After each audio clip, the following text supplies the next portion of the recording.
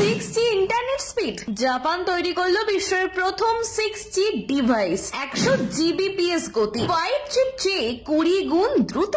6G internet speed, বিশ্বের প্রথম 6G device তৈরি করেছে জাপান। এটি একটি প্রোটোটাইপ যা 300 ফুটেরও বেশি পরিসরে প্রতি সেকেন্ডে 100 Gbps গতিতে ডেটা প্রেরণ করতে পারে। এটি বর্তমানে 5G প্রযুক্তির তুলনায় 20 গুণ উন্নত বলে দাবি করা হয়।